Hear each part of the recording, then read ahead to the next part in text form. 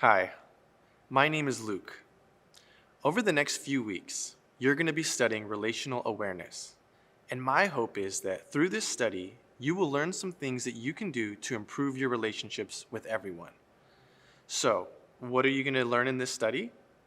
In this study, you will learn how to improve relationships, whether it be marriage, dating, friends, family, or work.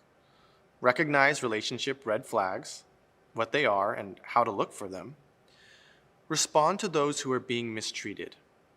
Seek God's plan for relationships. And recognize abusive patterns. Let me tell you about Domestic Kindness. Domestic Kindness is an organization that helps equip churches to be part of the solution to domestic abuse. Our mission is to educate the Christian community about the epidemic of domestic abuse and to instruct in methods of what we can do to help solve the problem. Domestic Kindness trains a group of church members who become a permanent domestic kindness action team at their church. This team educates the church through special events, Bible studies, sermon suggestions, and training for leaders. They also connect victims and abusers to expert help. Domestic Kindness provides teaching about healthy relationships and godly living. Here are some things that we don't do. We don't provide advocacy. We don't act as counselors to victims or abusers. Let me tell you a little bit about myself. I have a Master's of Divinity from Talbot School of Theology. I serve as the Associate Pastor at the Evangelical Free Church of Diamond Bar. And something I like about Domestic Kindness is that they're always available when I have questions about relationships. Why was this organization created? Domestic abuse destroys many lives. Christians need to know how to deal with this issue. Domestic abuse is an epidemic. 1 in 4 women and 1 in 7 men have experienced physical abuse at the hands of an intimate partner during their lifetime. Domestic abuse is a pandemic. To help illustrate how many people are affected by domestic abuse, consider this. In the USA, how many cases of COVID-19 were confirmed in 2020 and 2021? About 50 million. How many people in the USA are touched by domestic abuse? The population of the USA is over 330 million. 1 in 4 families in the USA have been touched by domestic abuse. That means over 82 million people in the USA are affected. Another reason this organization was formed is because churches need to know how to deal with this issue. We are called to be light to the world. But in this area, we are creating more problems. Sometimes churches give bad advice. They suggest couples counseling. That's one of the worst things you can do because abusers are master manipulators and can convince even the most experienced therapists that the abuser is the victim and the victim is the abuser. This causes more trauma for the victim and gives the perpetrator more ammunition. Some Christians tell the victim to pray more. This puts pressure on the victim.